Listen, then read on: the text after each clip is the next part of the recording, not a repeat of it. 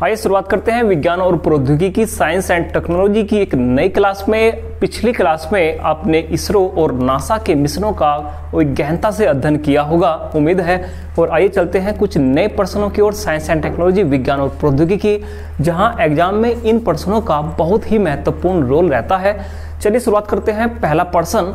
और पहला प्रश्न देखिए क्या है, आपसे परीक्षा में पूछा जा सकता है कि विश्व का पहला, जी हाँ, विश्व का पहला वह कौन सा देश बना, विश्व का वह पहला कौन सा देश बना जिसने अपने यहाँ चालक रहित कार, जी हाँ, चालक रहित कार को हाल ही में मंजूरी दी है।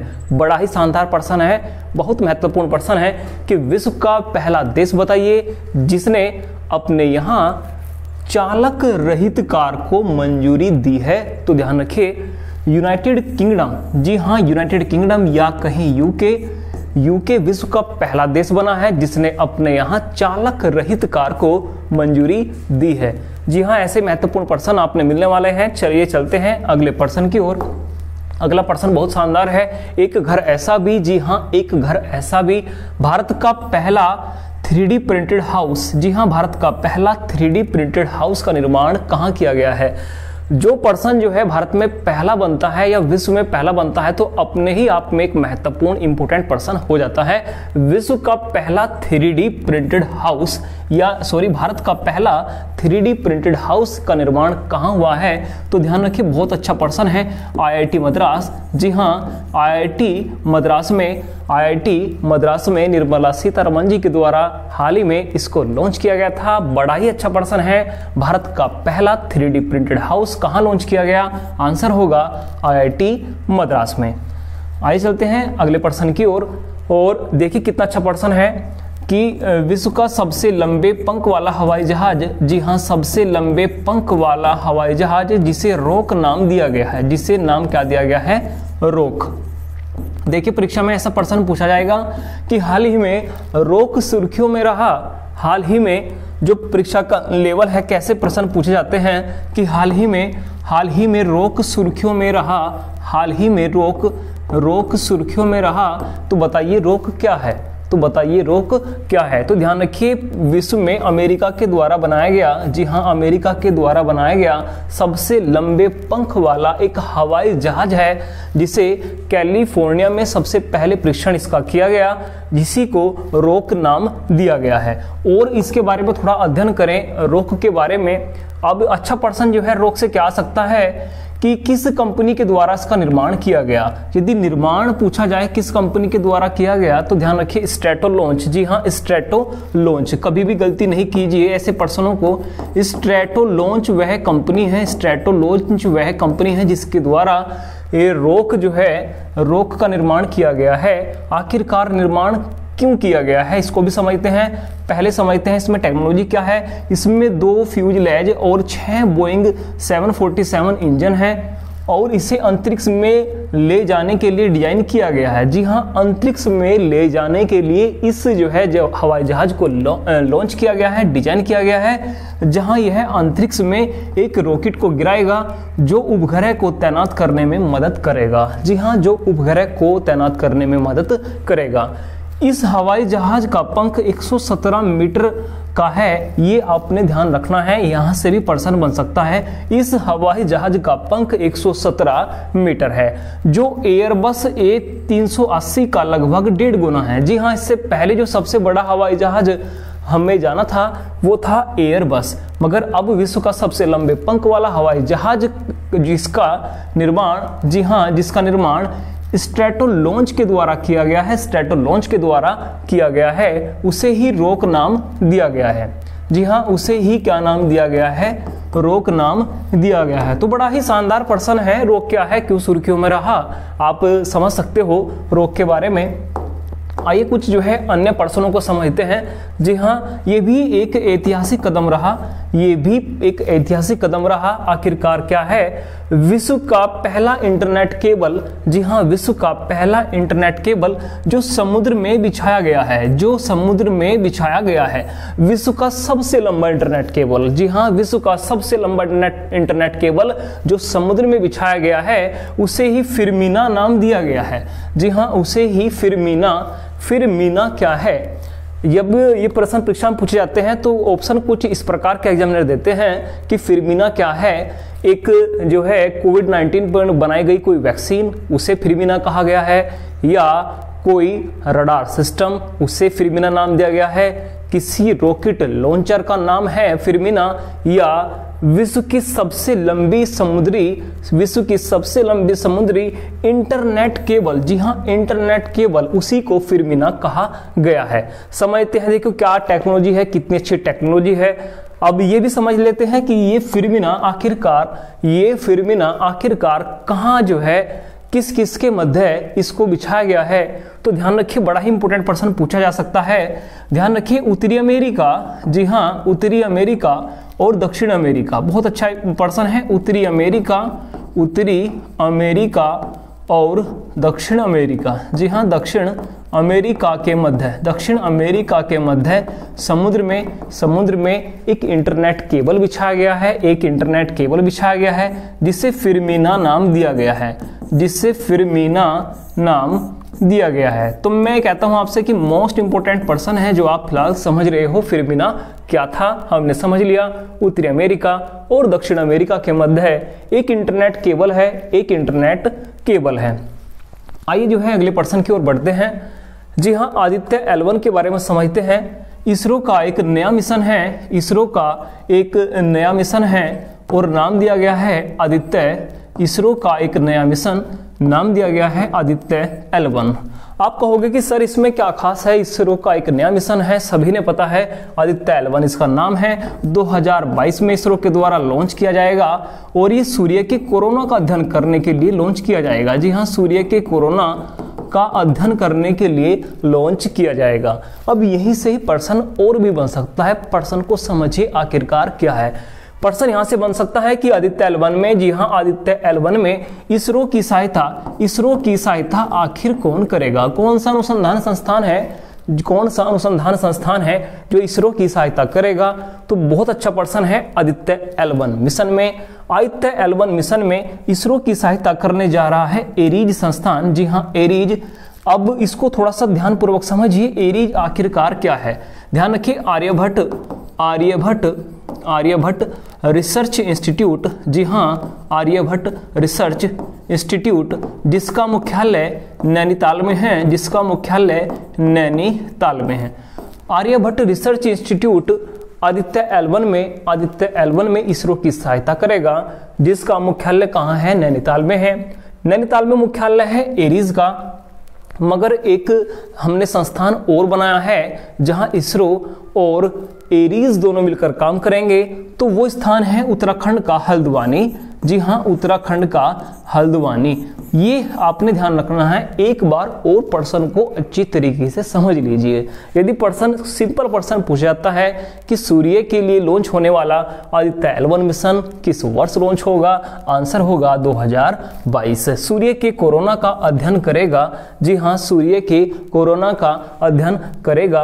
और दूसरा प्रश्न बहुत इंपॉर्टेंट है, इसरो की सहायता इस मिशन में भारत का आर्यभट्ट रिसर्च सेंटर करेगा, जिसका मुख्यालय कहाँ है? नैनीताल पे है। मगर इससे भी अच्छा प्रश्न क्या है कि इस रिसर्च सेंटर का केंद्र कहाँ बनाया गया है? आदित्य L1 का। आदित्य L1 पर जितने भी कार्य होंगे इसरो और एरीज मिलकर करेंगे, वो केंद्र आपका हल्द्वानी में बनाया गया है। जी हाँ, उत्तराखंड के हल्द्वानी में वो केंद्र बनाया गया है।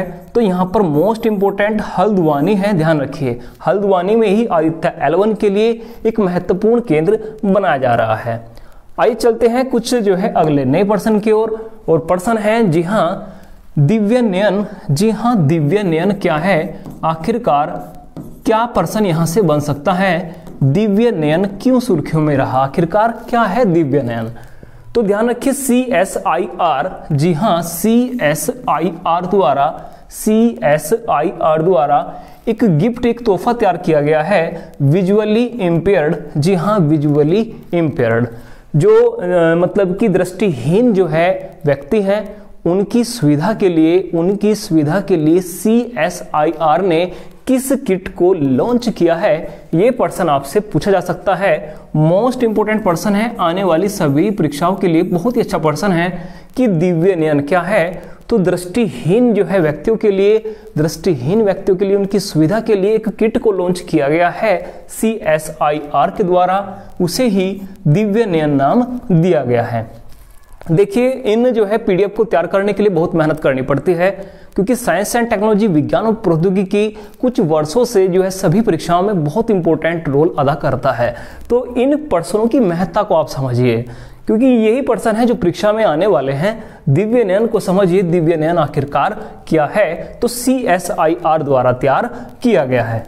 आइए समझते हैं अगला पर्सन, बहुत इंपॉर्टेंट है। डॉग कॉइन को लेकर पर्सन आपसे पूछा जा सकता है। देखिए पर्सन क्या है, पर्सन है डॉग कॉइन, जी हाँ डॉग कॉइन क्या है, बहुत इंपॉर्टेंट पर्सन है। डॉग कॉइन क्या है, या इस प्रकार भी पर्सन पूछा जा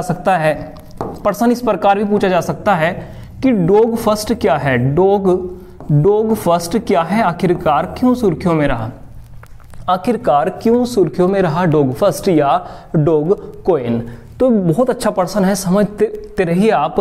ध्यान रखिए मून के लिए, जी हाँ चंद्रमा के लिए स्पेस एक्स का एक नया मिशन। आप कहोगे सर स्पेस एक्स को हम अच्छी तरीके से जानते हैं, जैसे इस कंपनी को जो है चलाने वाले हैं एलन मस्क, जी हाँ एलन मस्क की कंपनी स्पेस एक्स, जिसकी जो है टेक्नोलॉजी को ड्रैगन नाम दिया गया है या फाल्कन प्रणाली भी कहा गया है। पर्सन देखिए एक बार और अच्छी तरीके से समझ लीजिएगा कि डॉग कॉइन मिशन या डॉग फर्स्ट मिशन चंद्रमा के लिए किसके द्वारा लॉन्च किया जा रहा है, तो अमेरिका की कंपनी स्पेस एक्स के द्वारा लॉन्च किया गया है। अमेरिका की कंपनी स्पेस एक्स के द्वारा लॉन्च किया गया एक मिशन चंद्रमा के लिए, उसे ही नाम डॉग कॉइन दिया गया है, उसे ही नाम डॉग फर्स्ट दिया गया है। पिछली वीडियो में नासा और इसरो के मिशन को हमने समझा था चंद्रमा के लिए, तो वहां पर वाइपर एक मिशन आया था, मोबाइल रोबोट आया था नासा के द्वारा, उसको भी आप ध्यान रखिए, बहुत इंपॉर्टेंट पर्सन है। पहला मोबाइल रोबोट जो है तैयार किया गया है, और चंद्रमा के लिए वाइपर, उसको भी आप समझ सकते हैं नासा के द्वारा। पिछली वीडियो में सारी जो है अच्छे पर्सनों का संग्रह वहां मिलेगा। आइए चलते हैं नए पर्सनों की ओर, और नया पर्सन बहुत इंपॉर्टेंट है। कैम्ब्रिज फर्स्ट क्या है, आखिरकार क्यों सुर्खियों में बना रहा, जी हाँ कैम्ब्रिज फर्स्ट ध्यान रखिए एक सुपर कंप्यूटर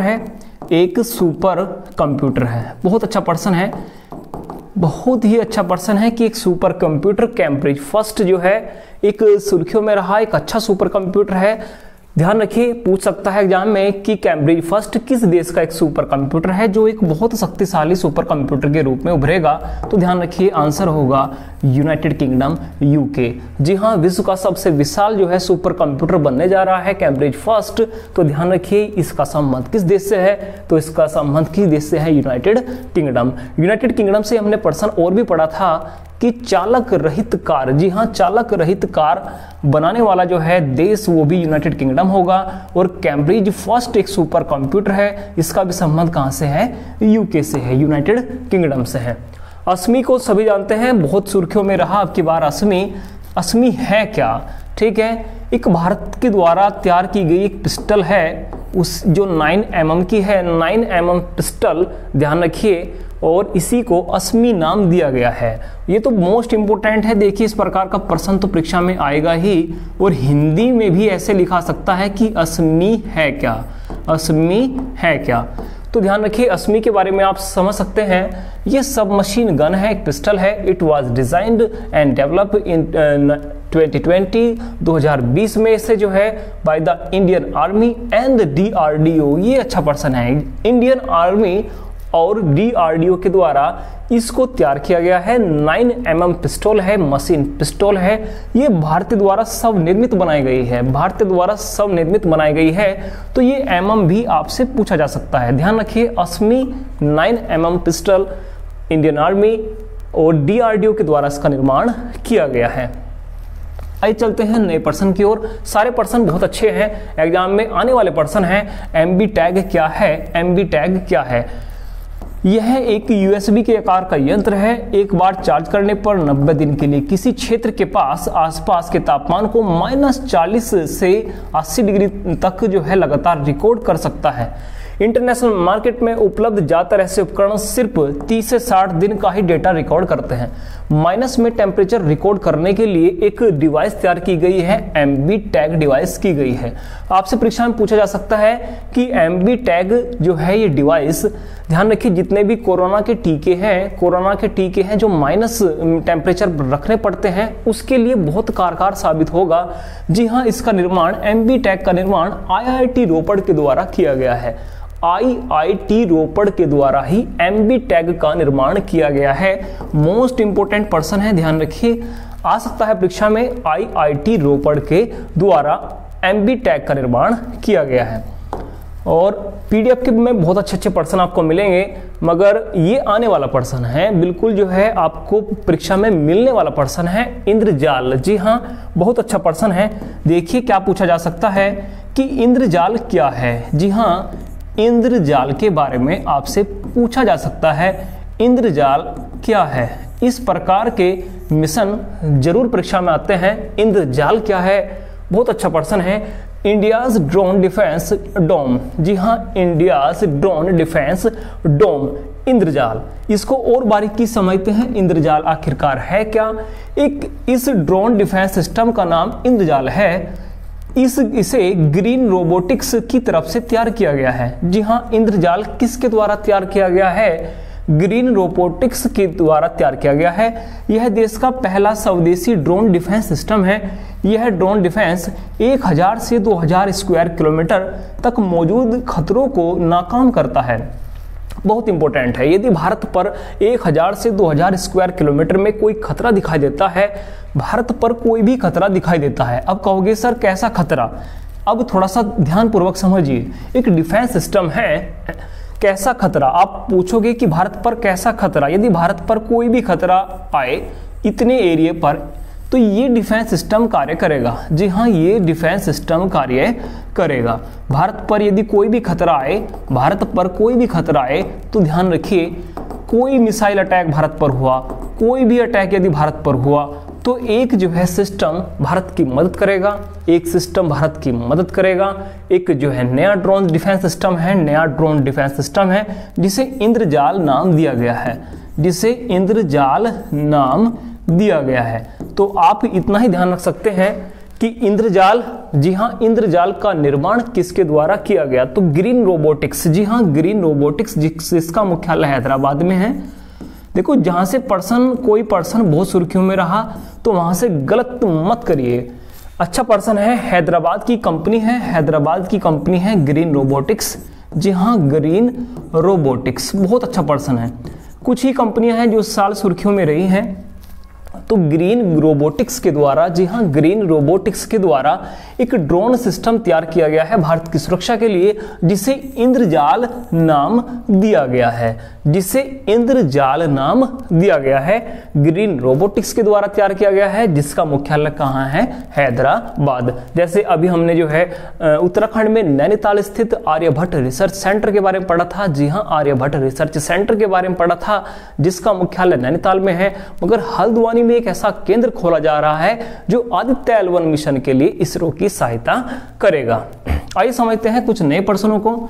और प्रश्न है आपका, जी हाँ, चीन ने पहला यूरेनियम ऐसा तैयार किया है हल्के वेट का। जी हाँ, पहला यूरेनियम है। बहुत इंपॉर्टेंट क्वेश्चन आ सकता है कि चीन ने पहला यूरेनियम तैयार किया है जो दुनिया के लिए एक नया और बेहद दुर्लभ है। यह यूरेनियम अब तक का सबसे हल्का परमाणु स्रोत है। बहुत इंपॉर्टेंट प्रश्न है कि पूछा जा सकता है कि विश्व का सबसे हल्का यूरेनियम 214, जी हाँ यूरेनियम 214, देखिए कितना इंपॉर्टेंट प्रश्न है कि विश्व का सबसे हल्का यूरेनियम 214 की खोज जो है किस देश ने की है।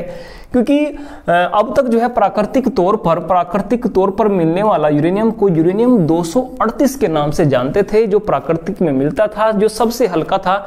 मगर इससे हल्के यूरेनियम की खोज करने वाला देश चीन बना है। यूरेनियम 214 एक बार और समझ लीजिए, यूरेनियम 214 का निर्माण जो है उसकी खोज करने वाला देश कौन बना है, तो ध्यान रखिए चीन देश बना है। जी हाँ, चीन के द्वारा इसकी खोज की गई है, सबसे हल्के यूरेनियम की खोज। बहुत अच्छा प्रश्न है यूरेनियम 214। आइए चलते हैं अगले प्रश्न की ओर। और वर्ल्ड हेरिटेज साइट, जी हाँ काजीरंगा से आखिरकार क्या प्रश्न बनता है। जी हाँ सभी जानते हैं Kaziranga national park, Kaziranga national park Bharat के असम राज्य में है, भारत के असम राज्य में है, जो एक सींग के गैंडे के लिए प्रसिद्ध है। एक सींग का गैंडे के लिए प्रसिद्ध जो है नेशनल पार्क बताइए, वो आपका काजीरंगा है। तो आप कहोगे सर काजीरंगा को लेकर आखिरकार क्या करंट का प्रश्न बन सकता है। जी हाँ बहुत अच्छा प्रश्न यहां से बनेगा कि काजीरंगा में पहली बार, जी हाँ काजीरंगा में पहली बार मोबाइल सैटेलाइट, जी हाँ मोबाइल सैटेलाइट, फोन सैटेलाइट वाला पहला नेशनल पार्क। बहुत अच्छा प्रश्न है, भारत का मोबाइल सैटेलाइट, जी हाँ भारत का पहला मोबाइल सैटेलाइट या कहें फोन सैटेलाइट लॉन्च करने वाला पहला नेशनल पार्क काजीरंगा ही बना है, काजीरंगा ही बना है। फोन सैटेलाइट वाला पहला नेशनल पार्क काजीरंगा, और जो है भारत के किस राज्य में, असम राज्य में। आइए चलते हैं अगले प्रश्न की ओर। अगला प्रश्न बहुत इंपॉर्टेंट है, जी हाँ स्वास्तिक से प्रश्न आने वाला है। स्वास्तिक क्या है, ध्यान रखिए बहुत इंपॉर्टेंट प्रश्न जो है यहां से मिलेगा कि आखिरकार स्वास्तिक क्या है। स्वास्तिक को समझिए, बहुत इंपॉर्टेंट है, ध्यान रखिए स्वास्तिक क्या है। तो अब इस पॉइंट को समझने के लिए थोड़ा ध्यान आपने देना होगा।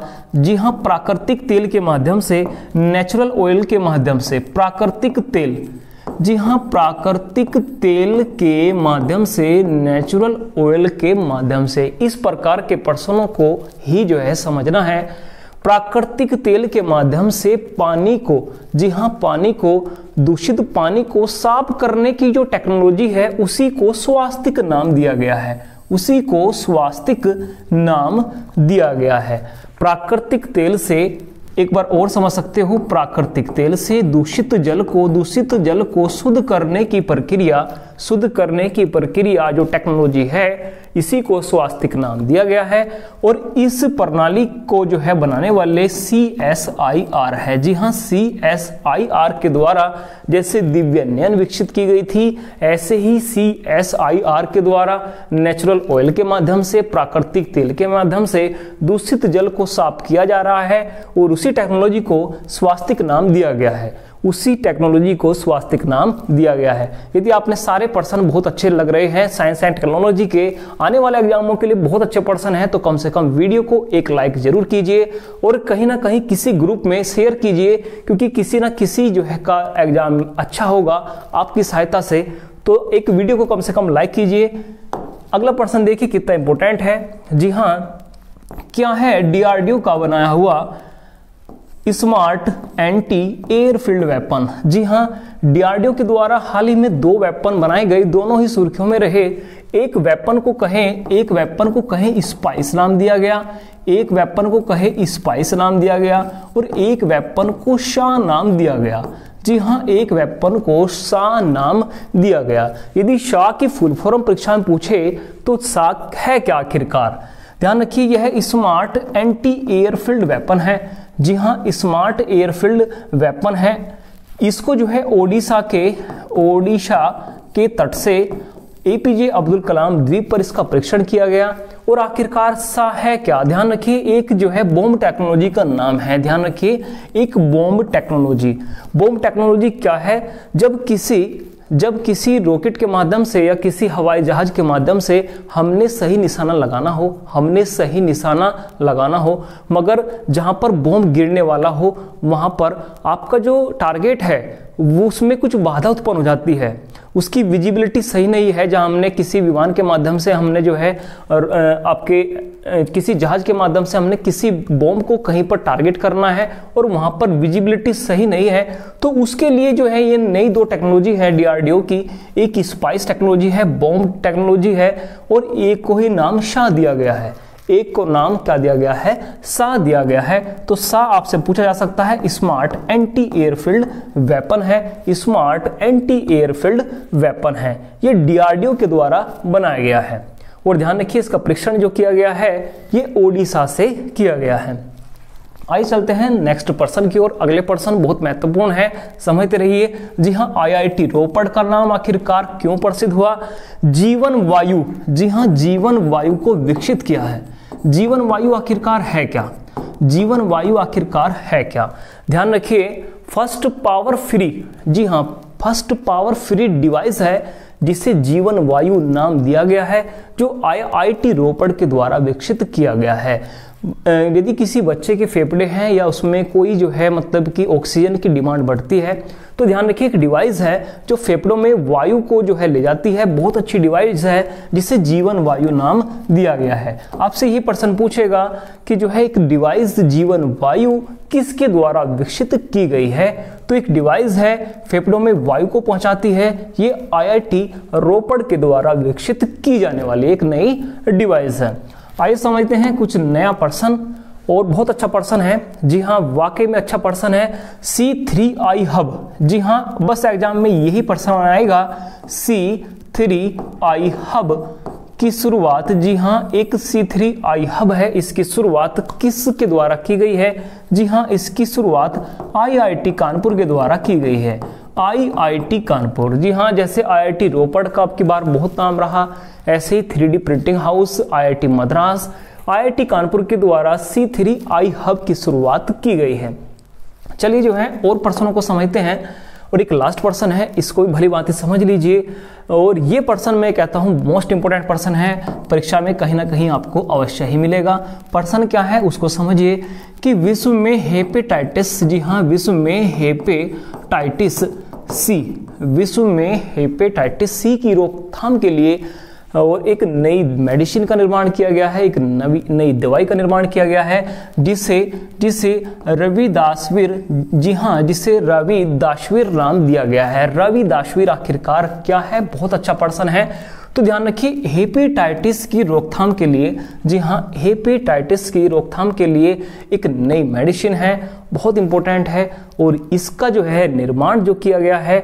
आपसे ये पर्सन यदि पूछा जाए कि वह कौन सा देश है, जी हाँ, वह कौन सा देश है जिसके द्वारा रविदासवीर का निर्माण किया गया है, इस मेडिसिन का निर्माण किया गया है। ऑप्शन में ध्यान रखिए कई देश आएंगे, मगर आपने एक ही देश को समझना है, उस देश का नाम है मलेशिया। जी हाँ, मलेशिया के द्वारा ही इस जो है मेडिसिन का निर्माण किया जा रहा है हेपेटाइटिस सी के लिए। नाम है रविदासवीर, नाम है रविदासवीर। उम्मीद है सारे के सारे क्वेश्चन बहुत इंपॉर्टेंट थे, परीक्षा में आने वाले पर्सन हैं। इस वीडियो को लाइक कीजिएगा, कहीं ना कहीं ग्रुप में शेयर कीजिएगा, और मिलते हैं साइंस एंड टेक्नोलॉजी, जी हाँ, विज्ञान एवं प्रौद्योगिकी के एक नए अध्याय में। उसमें डीआरडीओ के द्वारा और क्या जो है लॉन्च किया जा रहा है उनको पढ़ेंगे। मगर इस वीडियो में भी इंद्रजाल जैसे हमने सिस्टम को समझा, हमने सा को समझा, स्पाइस को हमने पढ़ा, जी हाँ, एक विश्व के सबसे लंबे हवाई जहाज को हमने पढ़ा, अच्छे पर्सन को हमने समझा है। मिलते हैं नेक्स्ट वीडियो की तरफ, धन्यवाद।